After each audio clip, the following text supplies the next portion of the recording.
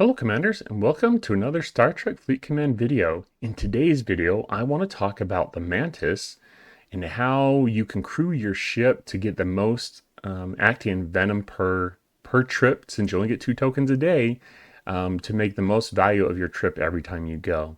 But before we hop into that, if you wouldn't mind subscribing to the channel, it helps us so much here. And if you'll hit that like and subscribe button so you don't miss future content, that would be fantastic. So let's hop into it. Let's talk about the Mantis loop really quick.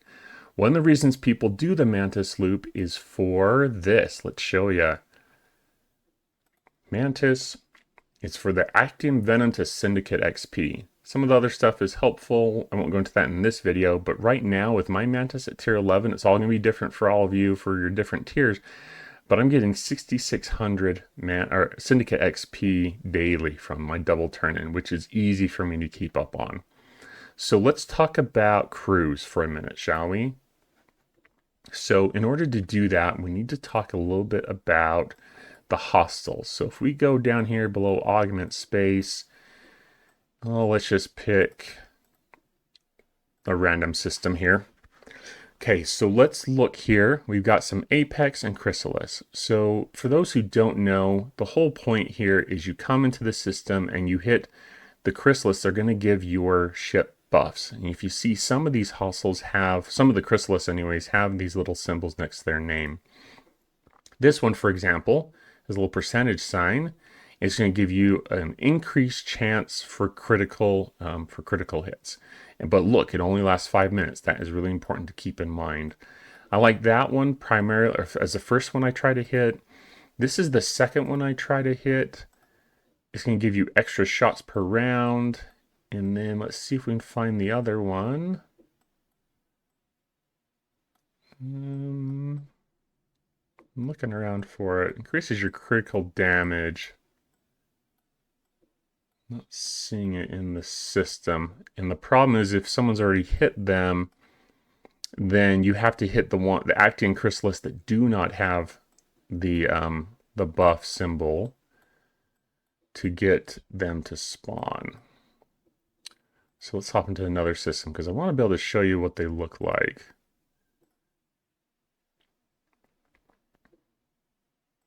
Let's see if we can find one. I thought the other one, I looked beforehand. I apologize. I looked beforehand, but it must have disappeared. So here's the last one. So critical damage, okay? So they all last 5 minutes. So the key here is you come in here, you hit those, it gives extra damage buffs to your ship. And then if you look at these hostiles, they give a small amount of this venom. That's the resource you're trying to get. But the Apex give a whole lot more. And each system as you go up is going to give even more, right? So that's kind of part of the strategy. So you start probably in the lowest system and you work your way up from system to system as you're able to take on higher level hostiles. And I like to look at the crewing, I guess we can call it. I like to look at the crewing as this progression where you get more advanced depending upon your situation. So this one right here is a good one to start with. Good one I like to start with anyways. And we'll talk about that in just a second here. So you got 5 of 11, which is providing mitigation to reduce the incoming damage, but also increasing the loot that you're going to get. There's Gorkon. Now you can use Lorca if you have him. I like Lorca because he seems to work better have a greater chance. Gorkon is based upon your ship. Let's see, when the ship hits the opponent with a critical hit. So he only triggers when that happens.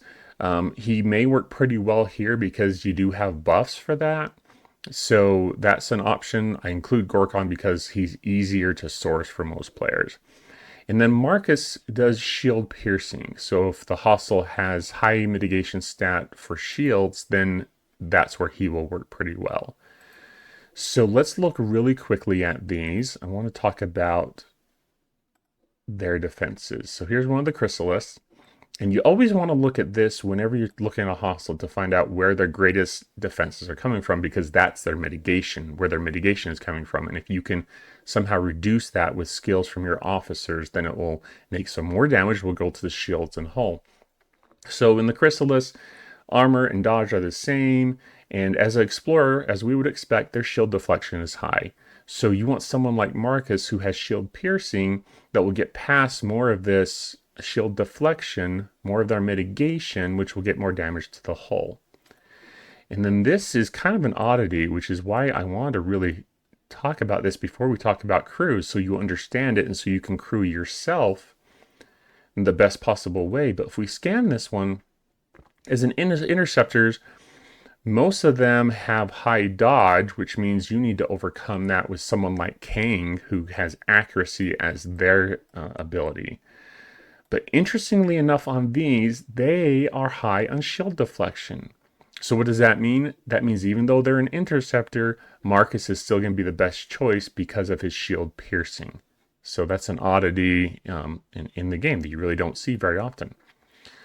So let's talk about crews. Now that we know that we need to have, in order to do the most damage to these, we really need to have a shield piercing officer like Alexander Marcus. Let's talk about different crews. So what I would recommend is you go to the lowest level system and you hit with this crew until you can fill up your cargo. And then let's say that you go up to the next system, but the next system is just a little bit too hard for you. Well, what can we do? Well, we want to make as much value from each trip as possible, right? So we could possibly add on 4 of 11 here. You're not going to have the hull breach from Gorgon, but 4 of 11 is going to increase your cargo capacity. So you can carry more home per trip. Another option that you could do, and he's a little bit buried here. Give me just a minute. I didn't want to waste my presets, I guess. That's me being lazy.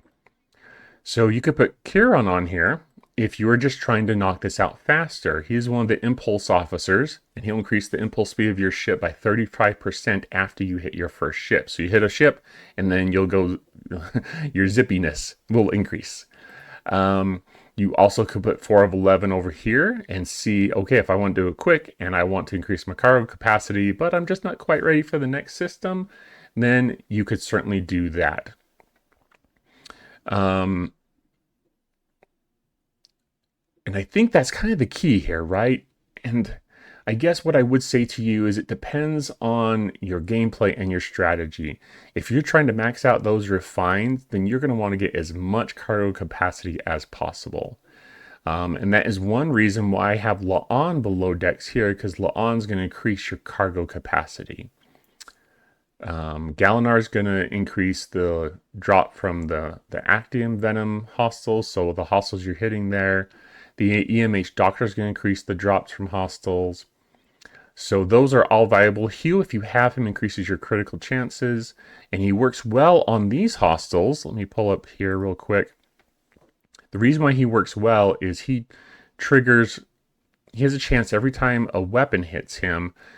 The more chances an individual weapon has, the greater chance he is to trigger. And so these work well because each energy weapon for both the Chrysalis and the Apex have the same firing pattern, see?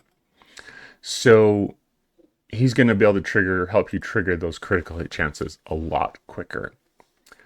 Okay, so as you progress, that's kind of what you need to think about is, do I add a speed officer like Huron or Strange New Worlds Una? Am I trying to max my cargo? Maybe you could do 5 of 11 with 4 of 11 and Ston. They will both increase your cargo capacity, but you're still getting mitigation.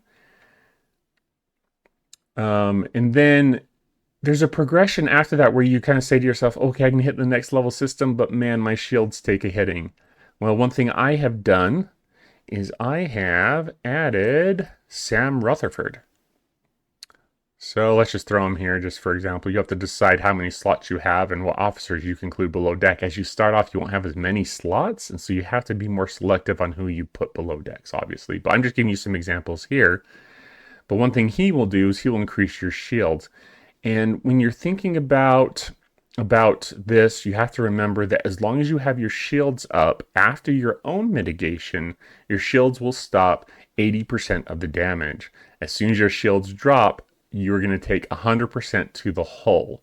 And so if you go up to next level system, but your shields are just getting hammered, you can try adding Sam Rutherford below decks to try and have your shield stay more intact and get past that. I found that if I can get past that first hostile, getting the critical hit chances, getting that buff.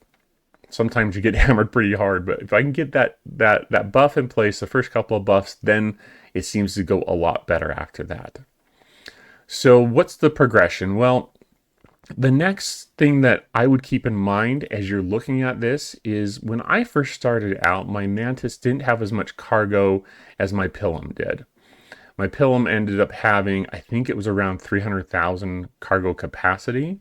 And so I was switched to my Pilum because, let's show this to you guys. For those who don't know, the rare 46 ships they're all called something different, but they all work the same, where you gain more resources from hostiles. So regardless of whether you have a Newton, a Pilum, or a Coronar, the Coronar's probably going to work. It seems like, going with the battle triangle, that the Coronar is going to work a little bit better. But I've seen people doing this same thing with a Newton. And I think it's because of that Empire. Well, for the Pilum, it's an Empire attack, so I'll call it something different. But you're able to get more loot from the hostiles. And what I would probably do, and I seem to remember testing this, that when I put Con in here, you have to test and see how it works for you, but the combination of having Con here and Hue below decks seem to really pop those criticals very quickly to take the hostile down more efficiently. So you'll have to play with it and see what works for you if you are at this level. But just the only reason I mention this is keep in mind that you may be able to get a little bit more loot quicker by using the Pilum or one of the 46 rare ships. And the benefit is that you don't have to worry about the buffs. You just come into the system and you just hit the apex and then you're done. Okay. One thing that I had noticed as well is that if you do have Tal, there's a good crew you can use. And this is the crew that I use. Let's see here.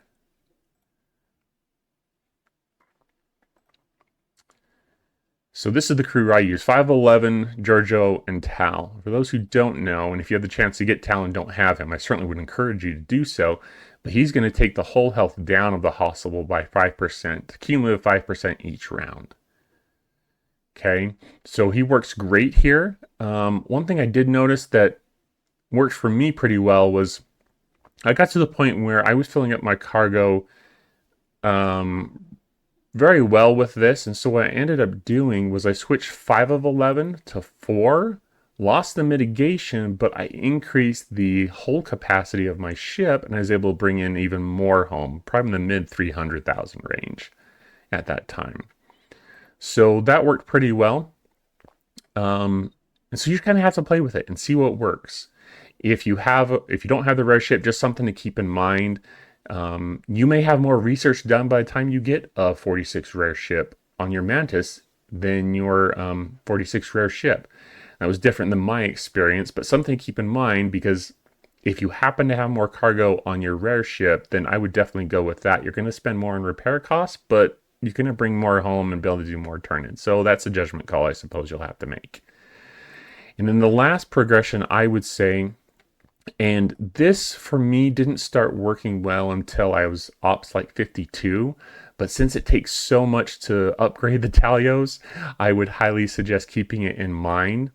One of the benefits is that my Talios right now has about 900,000 protected cargo, so it's not like I'm going to worry too much about overprotected cargo hunters, OPC hunters, other players that are taking your loot.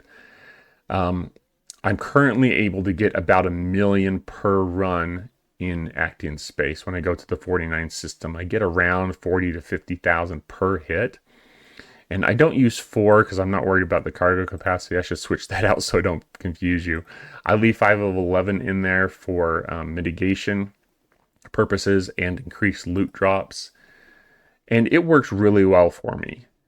So just something to keep in mind as you're progressing through this. You have to ask yourself, what's important to me? Where am I at?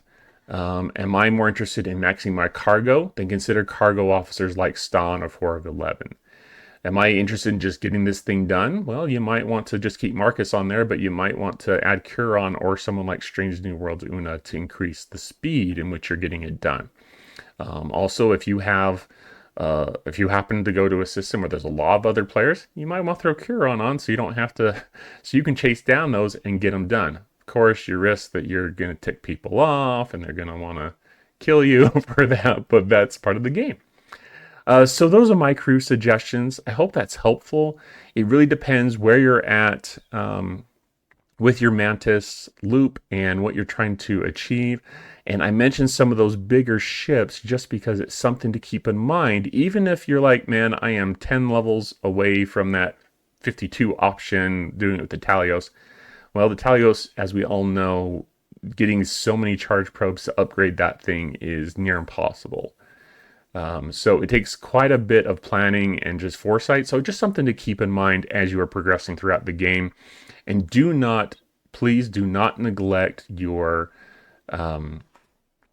research. So the Mantis has amazing research for your hull capacity or your cargo capacity, your hull health, your damage. I mean, there's so much good stuff there that you really just cannot ignore. So I hope this video is helpful. If you have any questions, leave them below. Feel free to join the Discord. I'll put a link below. That's where we will be doing our monthly giveaways. And always happy to help out the players. And any comments or questions, leave them below or throw them up in Discord, and we'll try and get those answers for you. So anyways, thanks so much and have a good day.